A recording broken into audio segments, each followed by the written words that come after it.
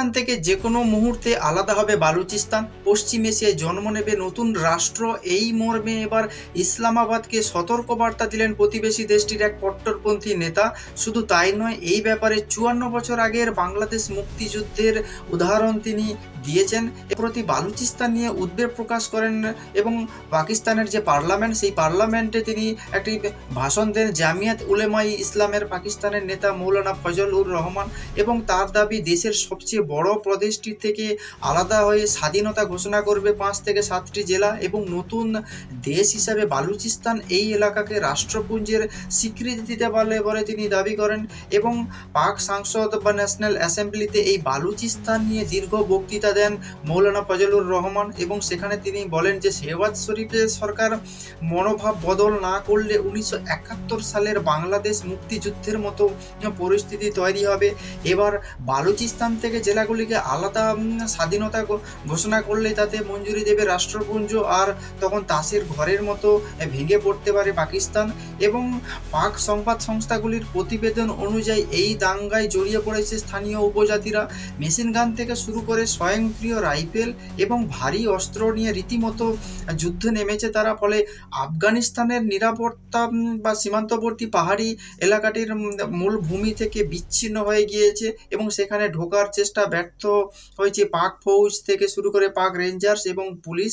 এই পরিস্থিতিতে মৌলানা ফজলের মন্তব্যকে অত্যন্ত তাৎপর্যপূর্ণ বলে মনে করছেন আন্তর্জাতিক বিশেষজ্ঞরা এবং তাদের কথায় যেভাবে হিংসা বাড়ছে তাতে অচিরেই গৃহযুদ্ধের পরিস্থিতি তৈরি হতে পারে পাকিস্তানে। তাছাড়া দীর্ঘদিন ধরে স্বাধীনতার জন্য আন্দোলন চালিয়ে যাচ্ছে পাক ফৌজের দ্বারা অত্যাচারিত এবং সরকার থেকে অবহেলিত এই বালুচিস্তানের বাসিন্দারা। বালুচিস্তান এবং খাইবার পাখতুনখোয়ার পরিস্থিতি নিয়ন্ত্রণ আনতে শেহবাজ শরীফের সরকার এবং রাওয়ালপিন্ডির সেনাকর্তারা যে কিছুই করছে না এমনটা নয়। চলতি বছরের 1 জানুয়ারি থেকে এই দুই গোষ্ঠীর সঙ্গে একাধিকবার সংঘর্ষ বিরোধী চুক্তি করেছে পাকিস্তানি ফৌজ ও প্রশাসন, কিন্তু কোনোটাই সেই হিসাবে ফলপ্রসূ এখনো অবধি হয়নি। তবে খাইবার পাখতুনখোয়া পুলিশের দাবি বিদ্রোহীদের হামলার হাত থেকে রক্ষা পাচ্ছে না নিত্য প্রয়োজনীয় সামগ্রী ও সরবরাহের গাড়ি। গত 13ই ফেব্রুয়ারি চাল, আটা এবং রান্নার তেল বোঝাই প্রায় 33টি গাড়ির একটি কনভয়ে হামলা চালায় তারা। এতে ঘটনাস্থলে প্রাণ হারান 10 জন এবং বাকি চালক সহ 6 জনকে অপহরণ করে বিদ্রোহীরা। তাদের হদিস এখনও অবধি পাওয়া যায়নি।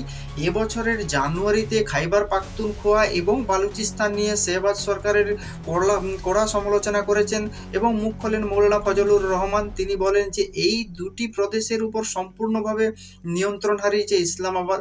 সেখানকার জনগণ 2 দশক থেকে জীবন জীবিকার জন্য সংগ্রাম চালিয়ে যাচ্ছে, অথচ সরকারের কোনো হেলদোল নেই। অনেক দেরি হওয়ার আগেই সমস্ত অংশীদারদের ডেকে একটা সমাধান সূত্র বের করতে হবে পাকিস্তান আর্মিকে। পাক কট্টরপন্থী নেতার যুক্তি, যদি কোনো এলাকায় শাসন ব্যবস্থা ভেঙে পড়ে তাহলে সেটি ভৌগোলিক চ্যালেঞ্জের মুখোমুখি পড়বে এবং পাকিস্তানের পাঞ্জাব প্রদেশের নেতা নেত্রীদের অবস্থার গুরুত্ব ঠিক বুঝতে পারছে না। এই সমস্ত এলাকায় বহিরাগতদের হস্তক্ষেপ বাড়বে কারণ সেখানে অনেক মূল্যবান খনিজ দ্রব্য সঞ্চিত রয়েছে।